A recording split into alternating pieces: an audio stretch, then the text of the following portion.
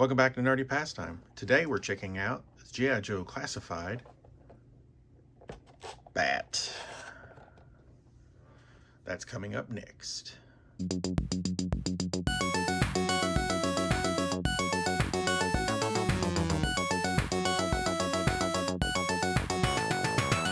So today we're looking at one of the newest figures in the Classified series, Bat.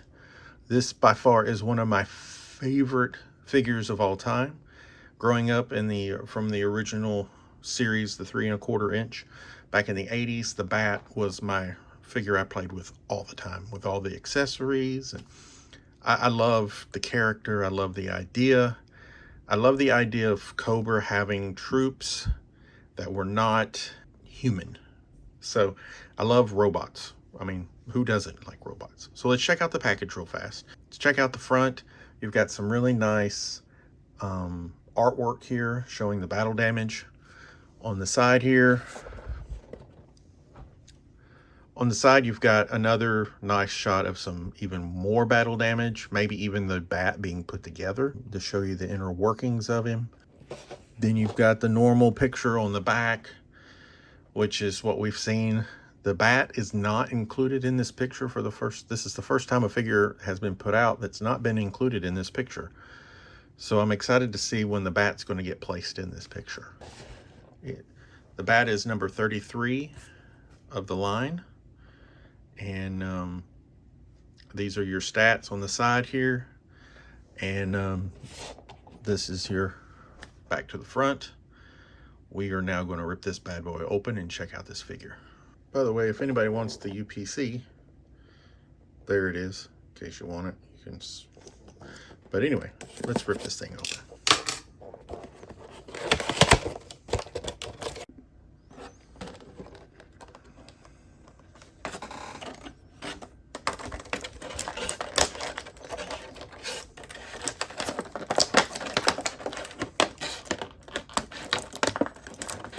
We have the Bat out of the package. As you can tell, a nice pile of accessories, which I love, but we'll look at those in just a few minutes. So let's check out the Bat figure in itself. I really love the sculpt.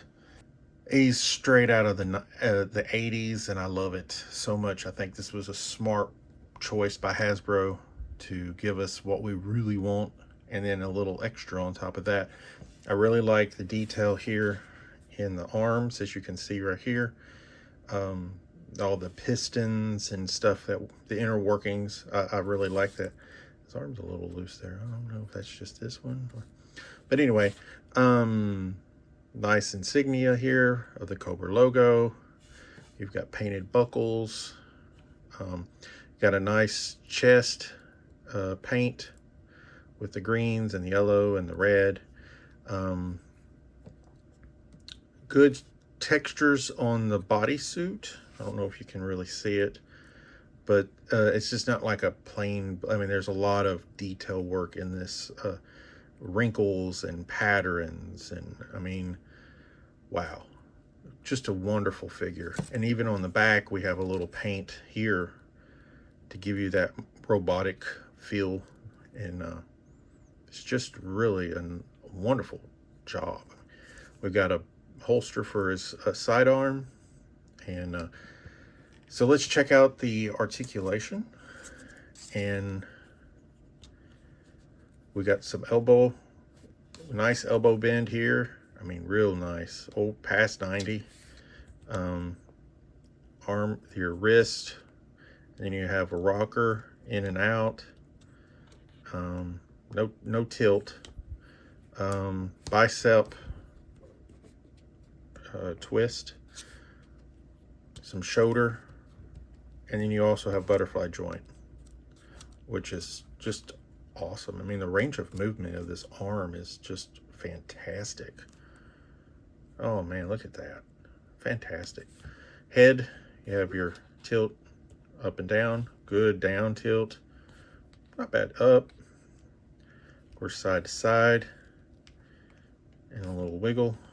A lot of wiggle. Looks like there's a ball joint in the head and also in the neck, which is, wow, so much. Look at that. So much movement. I'm loving it. So let's look at the waist. We got a nice, pretty good ab crunch here, front and back. We got some, mine's a little stuck, a little good twist. Then you have your drop down. Yep, drop down in the hip. And the hips go out like here, which with the drop down you can get more. So yeah, mine even dropped down when I did that. The legs are a little stiff. Remember, guys, just be easy with these guys. But yeah, good range of motion on that, on the knee. Ankle, we have rocker, and then we have back like that. And this here gets in the way of the little buckle here, gets in the way.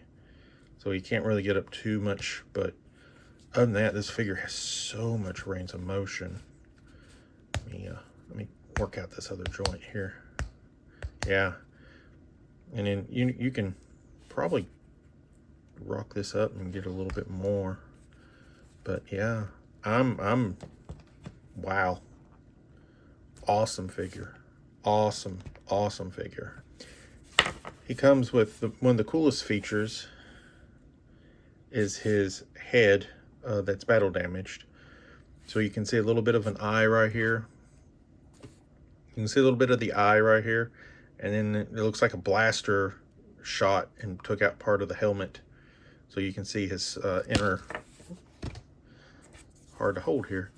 So you can see his inner skull workings here, which is nice. And it's nicely detailed with rivets and some holes where screws would be in. Really nice little extra piece. Love it. Then you have this chest piece cover. That's just your clean, non-battle damage piece, which goes over your figure like this. Cover up those inner workings, kind of protect them. And then you have a really nice sculpted battle damage piece, which has some holes in it, and it's got a dent. So that's a nice piece to go with your helmet. And then the key to the bat is that he has interchangeable hands. So you get your backpack to put all of your accessories in, which is really nicely sculpted. It's got some nice sculpting work here. Again, it keeps that robotic feel. And I think these are canisters for like the blowtorch, which is this piece here. This is the blowtorch piece. Sorry guys, my lighting is a little off today. But here's your blowtorch piece, which is, again, nicely sculpted. It's even got a little hole there. And I'm going to try a few little techniques and see if we can get some flames coming out of that. I got an idea. I'm going to wait and see if it works before I get too far ahead of myself. So then, of course, everybody's favorite claw. Yeah, my only disappointment in the claw is it is not articulated, so you can't open it. But you could probably take a head off, because these heads are fairly easy to pop off all of your classified figures. You can slip this over somebody's neck, pop the head back on, and it would look like he's clamping down on somebody. But I really would have liked to seen this little piece here articulated. That's one of the few gripes I have with the figure, which we'll talk more about here shortly. And then this is like a laser gun, something to that nature. But again, just like with everything, it's got a really nice sculpt. It's got a little hole there, so if you had some sort of accessory, if you wanted to stick in to look like he's shooting something, you have that option. So I'm liking that they're putting these little accessory holes in. I would love to start seeing some accessories though, with little fire accessories, like flame accessories for this, laser accessories, that we can build up on our dioramas and stuff to make them look a little more like they're fighting and shooting stuff. And then the last accessory we'll talk about is this pistol laser gun that he has. And it's just your normal gun. It's nicer than some of the bigger what we've been getting lately, the Nerf stuff, this looks nice. I like this kind of stuff. This looks, I could handle this. And again, it's got another hole in it, which is something they're really starting to do now to help with accessories and stuff, to make them look a little more lively. So here's a quick little shot of him with his battle damage accessories, with his new head, with his different head and his chest piece that's been blasted in, and him just holding his gun, just to kind of give an idea for what this would look like set up. And he's got his backpack all loaded up. I do like the addition of this piece here to be able to hold something long, and you can attach a hand too. So if he's got an accessory on, and I'll show you here in a minute, you can take the hand off and put it on here. So let's take a look at some of his accessories. So here's the laser gun accessory attached on, and again, both hands pop off. So you could have one accessory, or you could take both hands off and have two accessories on the figure at one time, which is nice because this was you were never able to do this with any of the 3 1/4 figures. So I'm glad they went this way to allow you with more options to customize this figure, because that's what's so great about this figure, is it's got so many options to customize it. You can use, you know, the blowtorch, you can hold a gun in one hand, he can have battle damage, which honestly you could take one of the hands off, and you could even put little wires in here so it looks like his hand has been cut off. I mean, there's so much stuff you can do with this figure. Absolutely love this thing. The Bat was a figure that growing up I absolutely loved, and I was thrilled to see these early at Target a couple of days ago. And yes, I did buy 2. So my army is building. So let's get my overall thoughts on the Bat figure. So this figure, to me, with what little bit of time I've played with it, I've had one opened already and playing with it before I did the full review. This figure, to me, at this point in the G.I. Joe classified line, is one of the best figures ever in this line. And I will be honest, I've played with a lot of Black Series stuff. I've played with a lot of Marvel Legends. The quality that this figure brings it blows my mind. They've put so many accessories in this with this figure. They give you so many options to display this figure. This figure demands army building. It demands it, because having 2 to 4 bats in a picture or on the shelf with different accessories, different battle damages, I mean, it's just, I mean, to me, the Bat is even more builder friendly than a Stormtrooper, because there's just something about it. It's a robot. It's just, there's so many parts to it. I absolutely love this figure. There's just so much playability. There's so much customizing. There's so much display value. I mean, you cannot go wrong with this figure. This is going to be a hard one to find, guys, because there's going to be some serious army builders on this figure. I mean, I thought the Viper was bad.